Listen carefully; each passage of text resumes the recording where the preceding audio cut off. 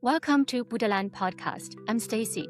Today I'm joined by John Ballantrae, author of Hamlet Revealed, The Tarot, Our Life on the Open Road, The Tarot Reader Volumes 1 and 2, Astrology in Action. Thank you so much for joining me today, John. Okay, thank you very much for the invite. Let's begin with the fundamentals. What is the right understanding of tarot? In a reading, what can it genuinely do and what can it not do? Okay, you sent me some questions before, so I thought people always have questions. Some questions are important, others are kind of trivial. Mm-hmm. If you want an answer to a question, you can ask somebody else. You can ask an expert. The expert might be wrong. The expert might not be available when you need them. So, but you're always with your own self. So the tarot is good for asking yourself and getting an answer. Okay, I've got a deck of cards here, and I thought the best way is to illustrate. So let's say we have the question, and the one I was thinking of was, what's Buddhism good for? Because this is Buddha land, right? Yeah. So we could wonder what's the value of Buddhism, or is it good for anything? Is organized religion good for anything? And the answer that we get right this second is one kind of answer, but you might find that the answer you get tomorrow is slightly different, or it's very different. And so what you do is you get a deck of cards like this and you shuffle them and you pick a card at random. I'm picking one at random. And the reason for the randomness is that we all suffer from confirmation bias. We see what we want to see, or we see what we expect to see. If you pick a card at random, it removes that barrier to understanding. So if the question is, what's Buddhism good for today? For me, let's say, or for anybody asking the question, what's it good for right now? The card I get is this Nine of Swords. We're getting a picture that's got a story, that's got an idea, that's got an image, and you make sense of the picture. So maybe today, Buddhism is good for getting you over sadness and sorrow. It's good for helping you to maybe reconnect with your own inner sense of validity, or sense of hope, or sense of inspiration. Whereas tomorrow I could pick another card and get the Ace of Cups. Buddhism is good for spreading love, because we've got a dove coming down. We've got a cup, which represents emotion and love and home and family and so on, and connection with people, and being giving and being kind. And because it's an ace, number one, it gives a new beginning. So we can have been neglecting ourselves or neglecting other people. But if you get the Ace of Cups, what I'm telling myself to do is reconnect with people and be kind and be generous and be optimistic for their benefit as well. And I think that's what the tarot is good for. It gives you an on-the-spot answer for something that's relevant and important and valid right now. It doesn't mean it's going to be valid it doesn't have to be valid forever. It may be valid forever, but it gives you an idea. It gives you a way of connecting with, I think we have inner wisdom. No matter how stupid we might be or how pointless we see life, there's an inner something in everybody. And I think the tarot enables anybody to connect with a deeper understanding, a more universal connection with life itself, life with a capital L, that kind of thing. So I can't remember what your question was, but does that answer it? Yes, I was asking, in a reading, what can tarot That's do right. What can it do? what can it not do? There's nothing it can't do.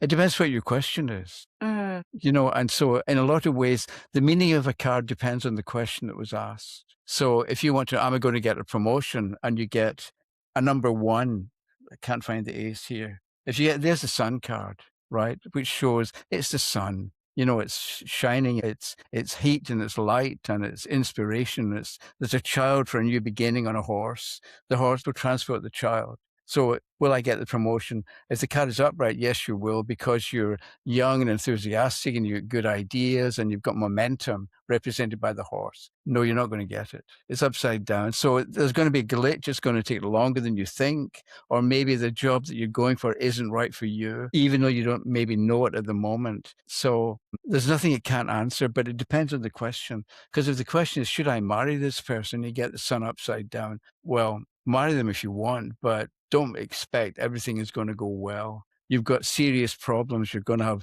disagreements or obstacles to overcome. And if you want to marry the person and you're willing to work with them and overcome obstacles and make things better through your own efforts, then it'll work. But some people get married and everything is wonderful for 6 months and then suddenly it begins to go downhill. But with the sun upside down, you're not going to start off with 6 months honeymoon. So you get an idea of what to expect or what's logical or what's realistic, maybe is the correct word. What's realistic in the situation? Because we often go into things without really thinking about it or only wanting what we want. And we're not that open to things that might go wrong. And the tarot can alert you to what's not going to come easily or what's going to go off the track or go off the rails. So what can it do? It can do anything. In the same way that people can do anything, no, can't do anything, but people are very capable and can end up with a solution that they maybe didn't think of in the very beginning. So what can it do? It can do whatever you want it to do, but it really depends on the question that you're asking. If you get a clear question and it's thought out and it makes sense and it's not just fantasy, then you'll get an accurate answer. But it's a bit like having a wiser older brother or older sister sometimes, where your older brother or sister says, okay, you're going to do what you want. It's not going to go well, but you have to go for what you have to go for. And it can give you that kind of encouragement to try it and see how it works. And it can also give you ideas that if it's not working, the Four of Cups, if it's not working, what do? You look at what you've got. The person's looking straight ahead and seeing what they've got, but there's something else up in the air, something off to the side that they maybe haven't noticed or haven't been aware of. So that's what you do. By all means, think about what you know and what you were expecting, but look around and pay attention because you're going to get ideas from left field or ideas you hadn't thought of, or somebody's going to say something that will trigger a thought. Pay attention to what comes unexpectedly, and you'll find the correct solution or the correct way to go. Even when you're looking straight ahead, you don't see it. It's not going to be straight ahead of you. It's going to come from an unexpected source. And that's how you solve this particular problem. Whereas if we get the High Priestess, a different card, you need to consult somebody who knows much more than you do. It's the High Priestess. So that's one way of looking at cards. I was thinking before about people have always used divination, and one form of divination was to look at the clouds. You've got clouds behind you. I don't know if you can see them, but in the picture behind you, there are clouds. So yeah, outside. okay, Yes, this is but from Utaishan, Mount Utai. Yeah. Okay, so if you're walking down the street and you're wondering what to do, and you look up and you see a cloud formation, and the cloud looks like a dog, that's the answer to your question. Be like a dog, be loyal, be honest, and so on. But I was remembering because Wittgenstein, that you may know, Ludwig Wittgenstein, he once said, a dog can wait at the door for its master to return, but a dog can't wait at the door for its master to return at 4:00 in the afternoon next Tuesday. So dogs can wait, but they don't have any sense of when it's going to happen. So if you're looking for the answer and you look up and you see a dog shape in the cloud, you by all means wait and be patient and let things develop. But you can't put a timestamp on it, because Wittgenstein says dogs can't do that. So you can tip with the tarot and things like that. You can take your own bits and pieces that you pick up or that you learn here and there and apply them to the card. And that's part of the value of it as well, that I'll often quote Bob Dylan and songs and movie quotes and so on to try to make a point that, and it gives people a way of understanding the deeper meaning of a card if you can relate it to something in modern culture or in common culture. Yeah, what I hear from you is first, when we want to have an answer, we need to have a clear question. I think a lot of people, when they are desperate for an answer, their mind is actually not clear enough to receive that answer. And the second is the answer from tarot is situational, or it is very contextualized. In that moment, we shouldn't expect that, this is the ultimate truth. We can change with the tarot. Then my question would be, what makes a deck effective? Like, what makes tarot card effective? Tarot has a long history. It goes back to mid-5th century Italy, as far as we know, and Then we also have Baxi deck in the 18th century, and you use and recommend Rider-Waite deck. And I also came across something quite different, the Mother Peace deck, which is more recent, and it's The round one. circular in shape. Yeah. I was really wondering, like, what makes a deck effective? Is it the art, the symbolism, and also are these decks more or less equally useful, or is there a thing called a bad tarot deck? Okay. Most decks are terrible. Okay, I shouldn't say that. People like to collect decks, but from practical purposes, if you're going to read cards for somebody else or for yourself, you need the Rider deck, this one. All the rest don't work. They're I don't know what. It may be that because the fellow who put this deck together, Arthur Edward Waite, wrote books on alchemy and various other occult practices in the late 1890s. And maybe he just had a connection with it or with whatever the tarot is. And so it's really, really difficult to design a tarot deck because you sort of have to know what you're doing. One example is the Fool card that I probably can't find. In one deck, the Robin Wood deck, okay, you've got the Fool card, can't find it. And the Fool is going this way, right, going to the left. And in the Robin Wood deck, the Fool is going in the other direction. And so you think, what does it matter? It really matters. Because what we need to do as well is, this is a horoscope like that. And so in a horoscope, you've got sunrise and sunset. If the Fool is going to the left, as we look at the card, it's going towards sunrise. So the Fool represents a new beginning. If the Fool is going to the left, the Fool is going towards sunset. So the Fool is finishing up. And so should I go for this job and I get the Fool upright, I'm going this way. Yes, I should, because it's time for a new beginning. With the Rider deck, and you can do things, you can end up with interpretations using the Rider deck that you can't do with other decks. And so I'm kind of, I don't know if I'm a purist. Maybe I'm just an old fuddy-duddy and I like what I like and I present the information the way I think it ought to be. But I had a good teacher. And so I've got a different background from other people. People teach themselves from a book and it can be done, but it helps if you've had somebody who knows a lot more than you do and gives you a good starting point and points you in a certain direction. And I had that. So I benefited from the people I met.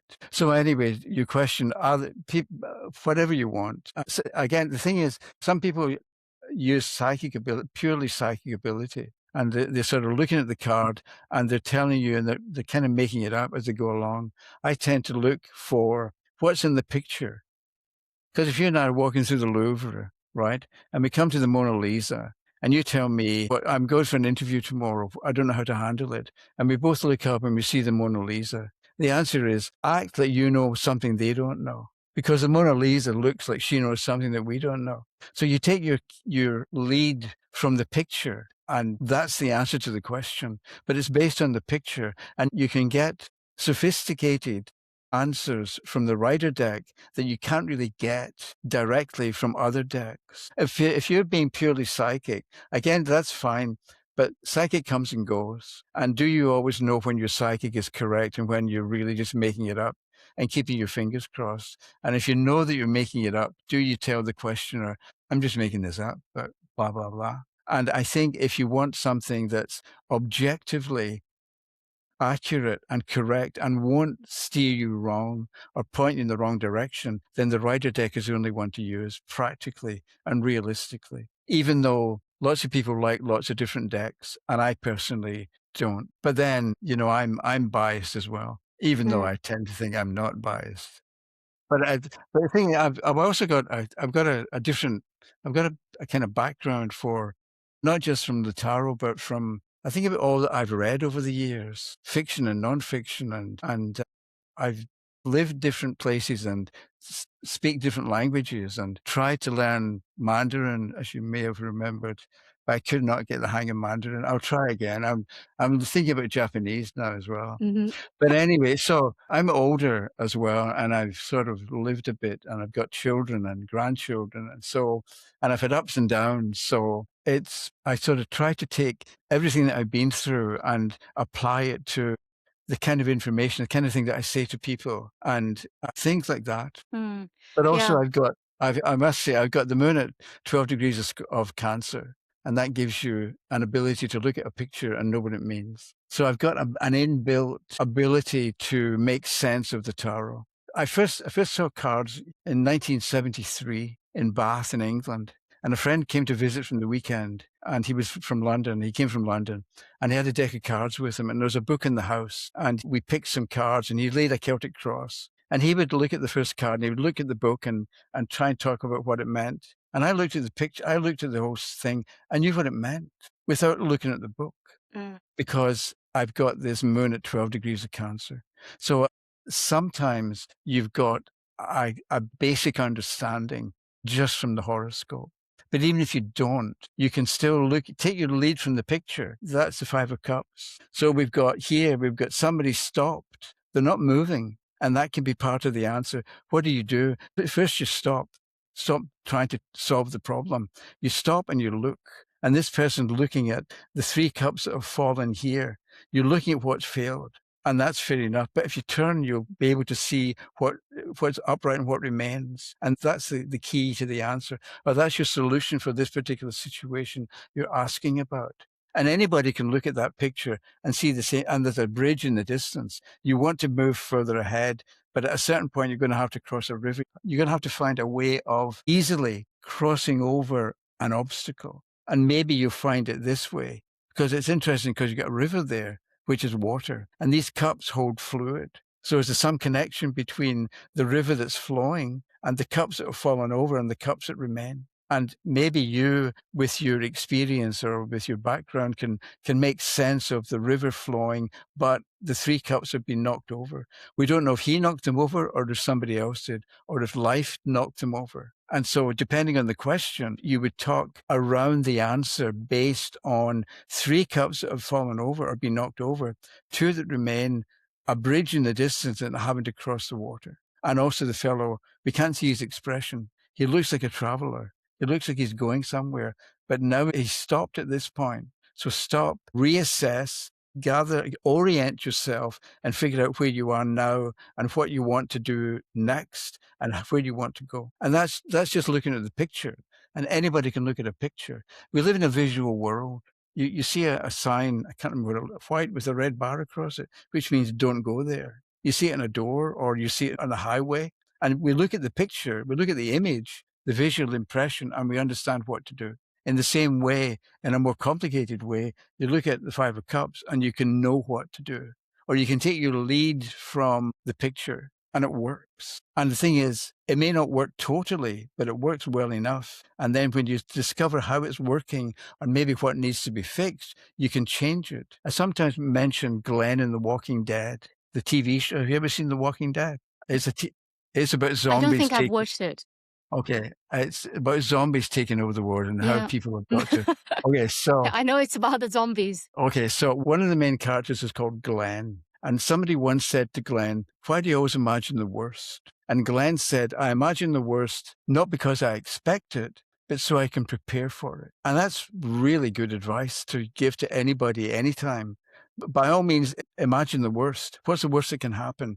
And then you figure out, okay, if that happens, this is what I'm going to try to do to solve it. And this is what I'm going to try to do to avoid it. And then you forget about it. You can relax because you figured out what you're going to do. You don't know if it's going to work until it actually happens, if it does actually happen. But at least you're prepared for it.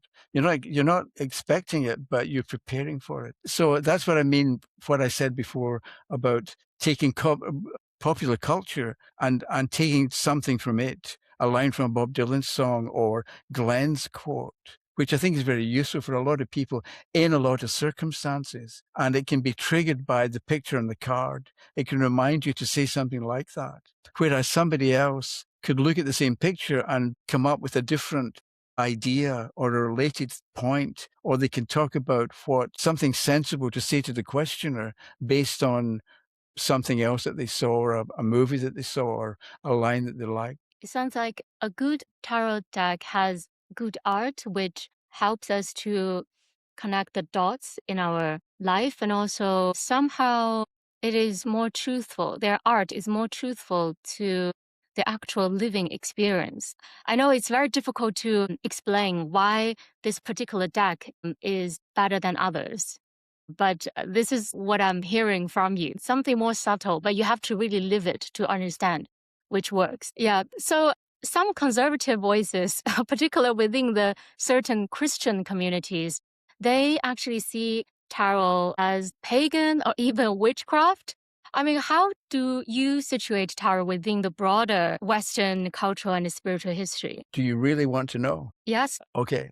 Personally, I think people are fine. Put 50 people together in a group and they lose their mind. They do things they would never do individually. But if you've got the backing of 50 or 100 people, or you've got instructions from a hierarchical situation where you've got somebody on top giving the orders, and if you're willing to give away your individual choice and your individual preference to another human being who claims to be a divine spokesperson or something like that, it's asking for trouble. And so I'm not surprised that the higher ups in organized religion have such a low esteem for the tarot. But, when I was at university, I had a friend who's a Quaker. And he said at a Quaker's meeting house, you go along and you sit there. There are no priests. There are no people running the organization or running the meeting.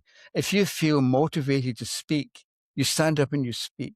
And what I liked was there's you and there's God, whatever that might mean. And there's a direct connection. So you're conversing with or connected with this divine being. You haven't got somebody who's telling you whether you're right or wrong, or somebody giving you a particular morality, or somebody trying to talk you into something, or somebody trying to talk you out of doing something. It's you and spirit or something like that, which goes back to when I said at the beginning, if you've got a question, who are you going to talk to?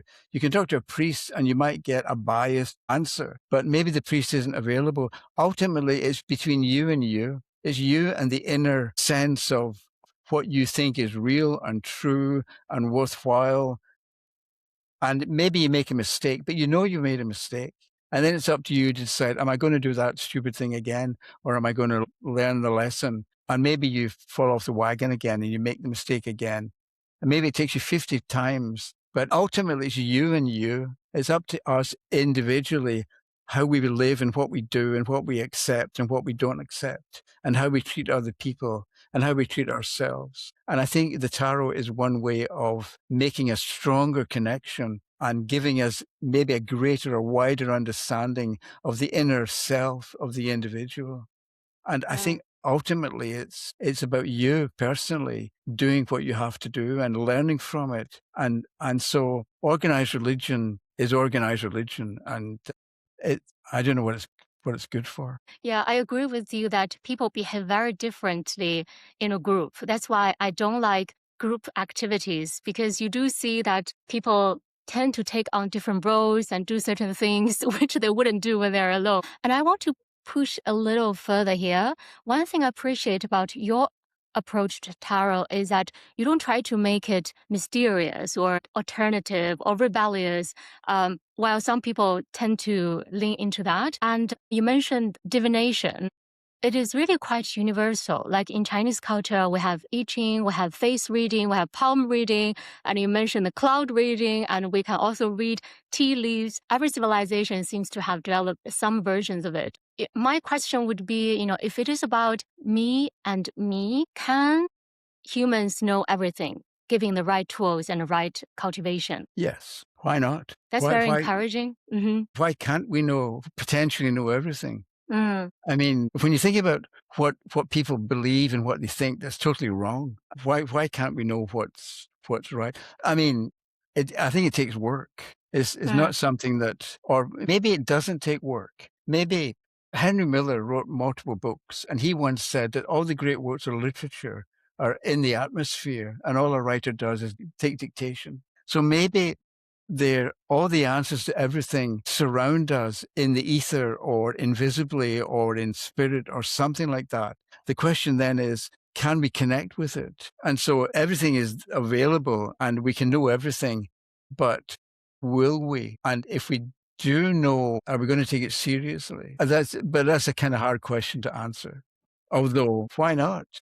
If you take an artist, a musician like Mozart, did Mozart know everything? Probably, even though he didn't write Einstein's theory of relativity. But nevertheless, there's a book called The Mozart Effect by Philip Campbell, I think, and he talks about how if somebody is sick at heart or physically sick, listen to Mozart and you're healed. There's healing power in the music of Mozart. So does that mean Mozart knew everything? Yes, it does. Maybe not in a conventional way that he knows how to solve for X when you've got a long, complicated equation, but he just knew. And so did all sorts of other people, artists. I don't know who you like, but maybe not Picasso.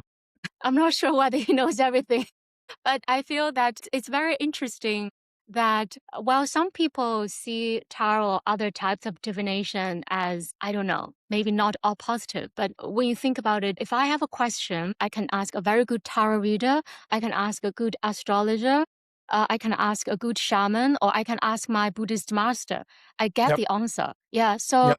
like a good artist, a good scientist, I'm sure they have expanded their knowledge and understanding of themselves and simultaneously around the environment. And you also mentioned that we humans have the full potential, which is in alignment with Buddhist teachings, that we can all become Buddhas. Because Buddha, in a sense, he knows everything. He knows all the truth and he can answer any questions. In a way, it is connecting with the divine. I guess different religions see the relationship between an individual with the divine differently. But yeah, I think especially in Asian traditions, we feel that we all have the divine nature and then we can be the Buddha, not just become a subject of the Buddha. So in that sense, I believe that humans can know everything, but with a lot of work for the upgrade. Yes, I can agree with that. But at the same time, do we want to know everything?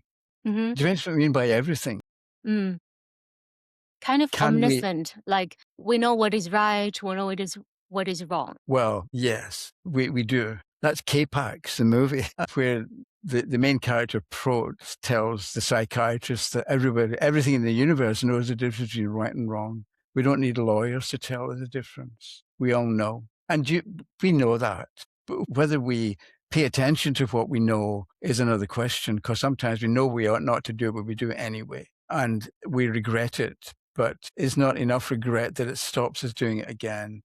I guess it all boils down to morality. What is morally correct for anybody? And are there things that are morally correct for everybody? I was having an argument with a Catholic recently about, he talked about thou shalt not kill. And I said, well, what about if somebody's about to kill your child? Are you justified in killing a murderer who's going to kill your child? So when morality is fine, but when you actually talk about it and think about it and look at what it might mean, it becomes a very different situation. It's not as clear cut. Mm-hmm.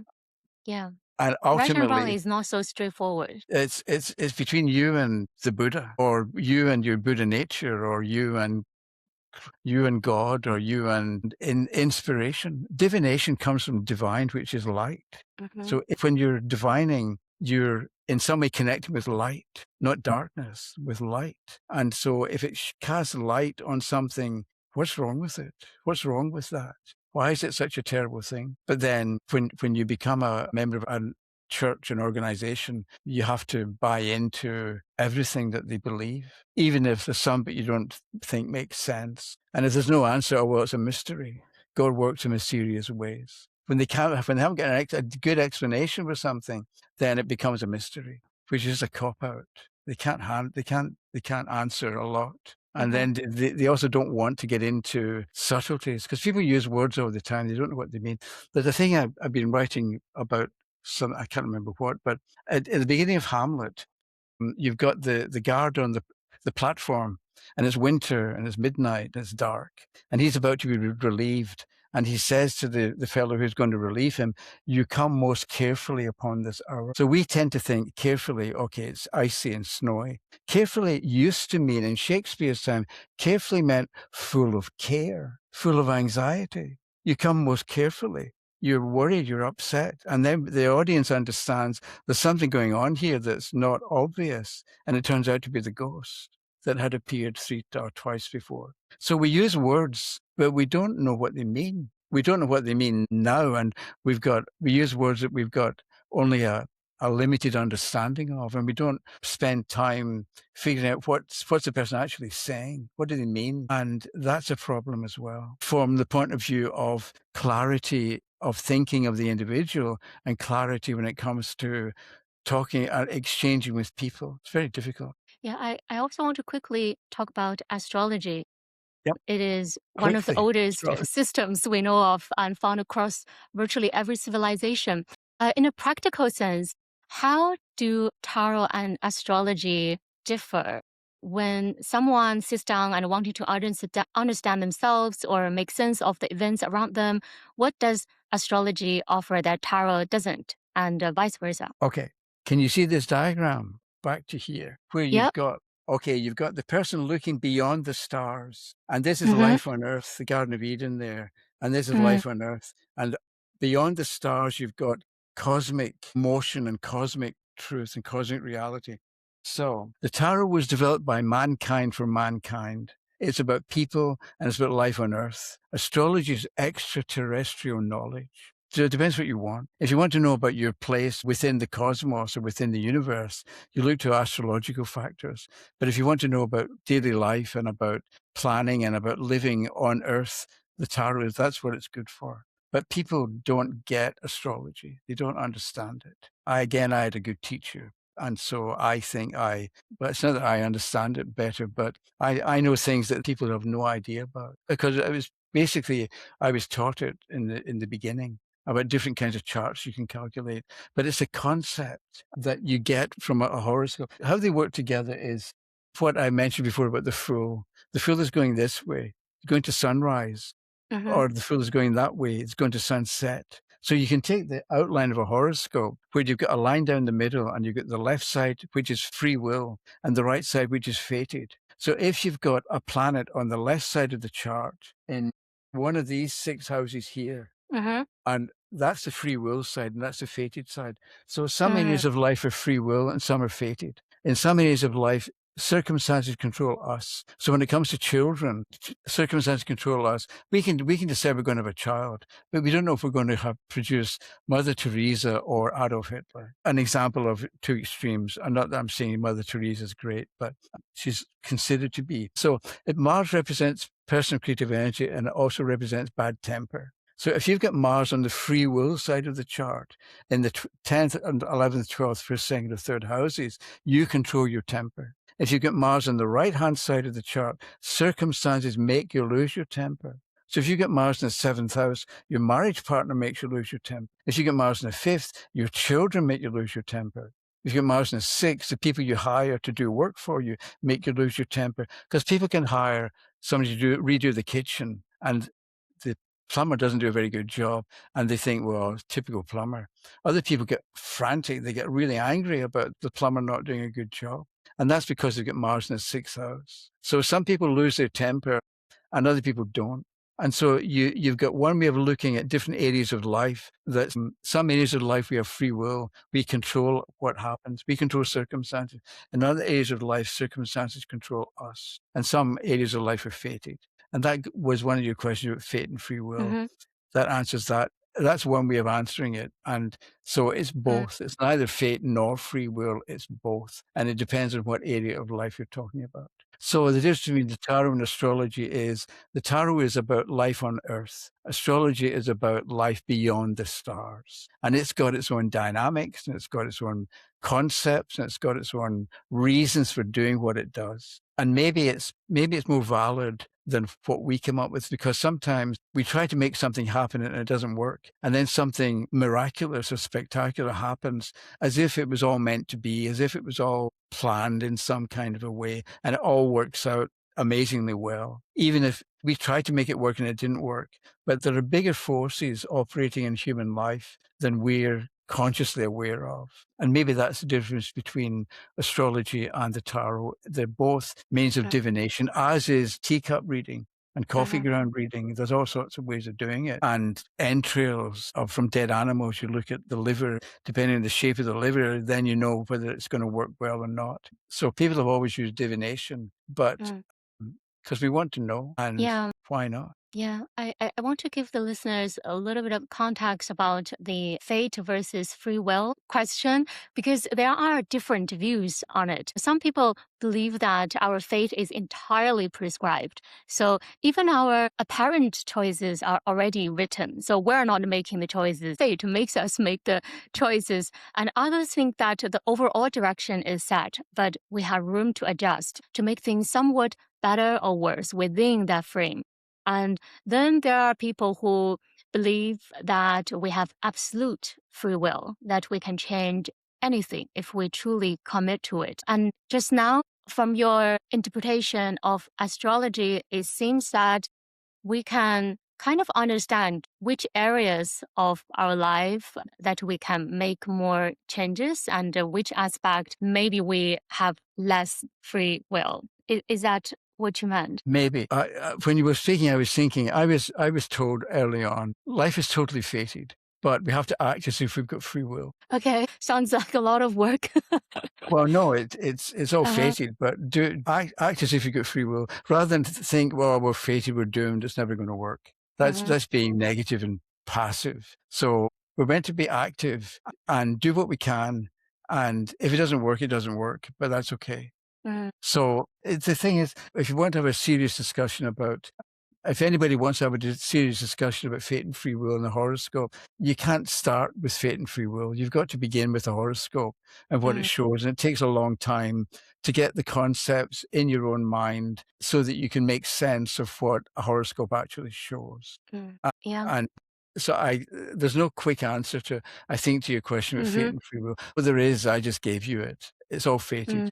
But I remember being told a long time ago that every horoscope that could be calculated, some people in India a long time ago wrote out all the possible lives that anybody could live and wrote out all the details about them. It sounds ridiculous, but I thought it sounded very plausible and very true. It's all been, think about times when, have you ever had déjà vu sense of, where did that come from?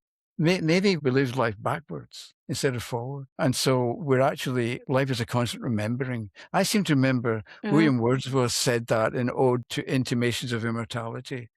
Our life is but a something and forgetting, that we're born in life and we've forgotten what we read. Have you ever read Mary Poppins? This is the children's story. In Mary Poppins, the children in the story are told when they were little, they spoke to the animals and the birds. And they were told that one day they'd wake up and they would forget that they'd ever been able to speak to the birds and the animals. And they didn't believe them. But then one day they woke up and they'd forgotten they could speak to the birds and the animals. And so I've got a grandson who's now a year and a month old. And he babbles away and he talks. I wonder what he's talking about and who he's talking to and what he's talking about. And maybe he's actually speaking a language that we can't understand, but it's a fully formed language. We tend to think it's just children babbling and they're training the voice box and all the rest of it. But maybe he knows what's going on and he's trying to tell us and we just don't get it. So what is life actually? And maybe we're living it backwards. We've done it all before. And that's why we have déjà vu, because we already lived that moment, but we forgot. And now we're remembering what we've already been through.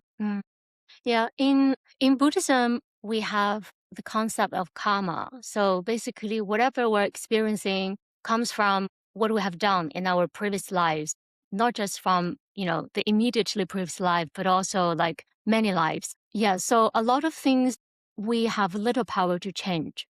But depending on what we have done exactly, it's kind of like examining the natal chart that we can identify our weaknesses, and then we can try to improve that and become a better person, a better practitioner, so that we can uplift our consciousness in a way. In Taoism, I think divination in Taoism leans more to the fate, but still, Taoists, they are also practitioners themselves. So yeah, this is a very interesting question, but also a very big question. So yeah, we could explore more.